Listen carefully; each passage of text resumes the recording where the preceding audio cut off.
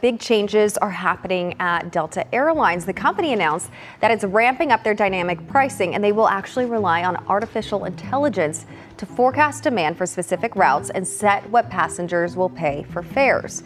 The same toothpaste, the same website, the same Tuesday afternoon. You pay $8.49. Your neighbor pays $6.79. Neither of you will ever know.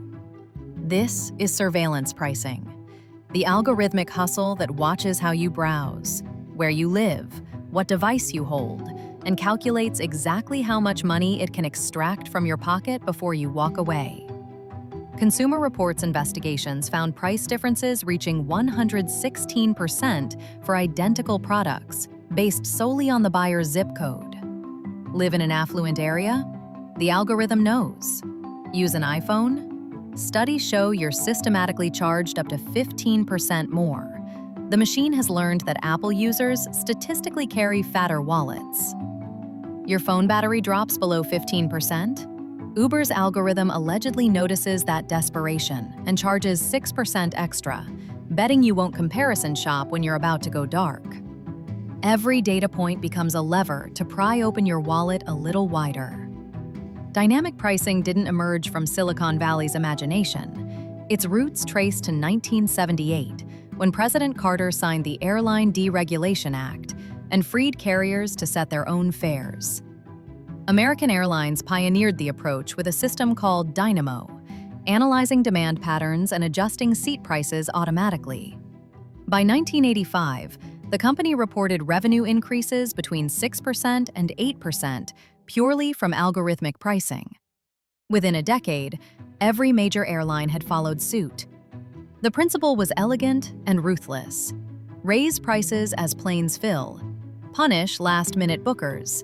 Discount only when seats would otherwise fly empty. Hotels noticed. Hilton adopted the airline playbook by 1997, implementing centralized rate setting that compared projected occupancy against historical patterns in real time. Revenue per available room climbed nearly 6% annually for 3 consecutive years. Empty nights dropped 12% at high-demand urban properties. The logic was seductively simple. If 70% of rooms were booked for a holiday weekend, prices rose automatically. If occupancy projections fell below 40%, discounts materialized. The consumer never saw the calculation, only the number on the screen. Amazon brought the model online and made it personal.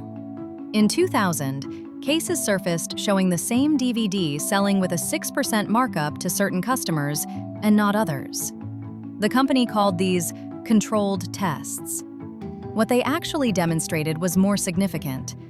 Digital commerce enabled price modification that was automatic, individualized, and invisible.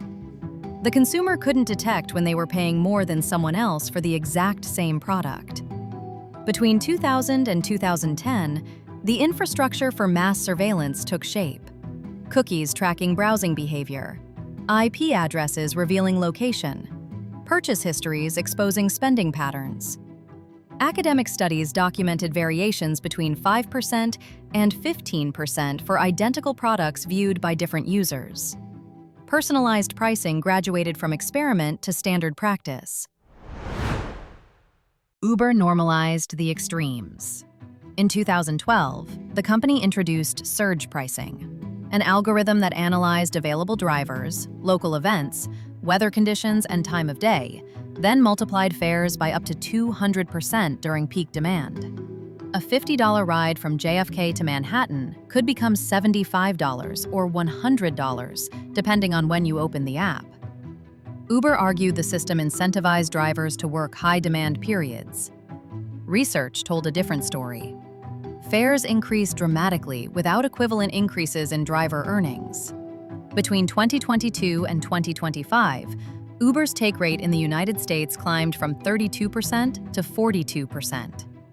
The algorithm optimized for corporate profit, not marketplace balance. Millions of users learned to accept that prices could triple without warning. That psychological conditioning prepared the ground for what came next. The real transformation arrived after 2020, when artificial intelligence merged with pricing systems.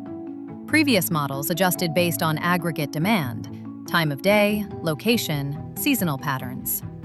AI systems analyze millions of data points simultaneously and estimate individual willingness to pay. The algorithm learns from your search history, how many times you've viewed a product, how long items sit in your cart before purchase. It knows your geographic coordinates, your device type, your behavioral patterns.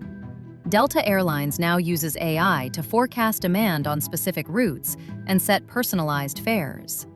The price you see reflects what the machine believes you'll accept, not what the seat objectively costs.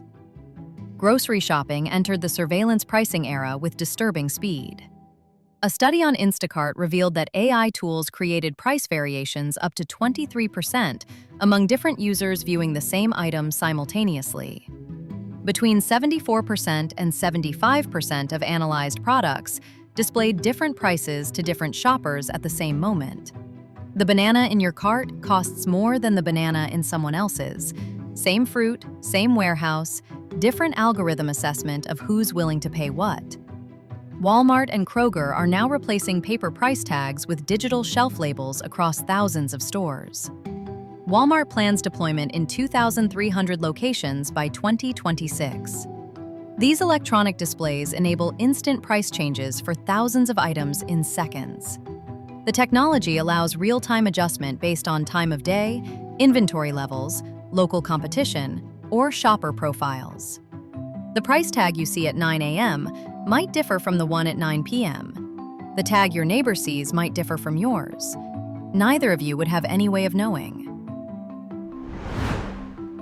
The ethical fractures deepen with each implementation. These systems charge more to users living in wealthy neighborhoods, carrying premium devices, or displaying behavioral patterns associated with impulse buying. Companies defend the practice as efficiency optimization, matching price to demand, maximizing resource allocation. Critics see something darker: algorithmic discrimination that deepens economic inequality, transforming price from a fixed value into a personalized extraction calculation. The cost depends less on what you're buying and more on who the machine thinks you are. Airlines boosted annual revenue by 20% after implementing AI-driven dynamic pricing. The Wall Street Journal documented the gains. What went unmeasured was the cumulative extraction from consumers who never knew they were paying inflated rates, who had no access to the prices their neighbors received, who couldn't comparison shop against invisible alternatives. The surveillance pricing apparatus now touches nearly every transaction: ride shares, hotel rooms, airline seats, online retail, grocery delivery, soon the physical grocery store. Each interaction feeds data back into systems designed to calculate your maximum tolerance. The question isn't whether you're being charged a personalized price. You almost certainly are. The question is how much more you're paying compared to someone the algorithm deemed less extractable. The price tag used to represent what something cost. Now it represents what the machine thinks you'll pay. The difference goes straight to the bottom line: one algorithmically optimized transaction at a time. Next time you see a price, remember, it was calculated specifically for you, and not in your favor.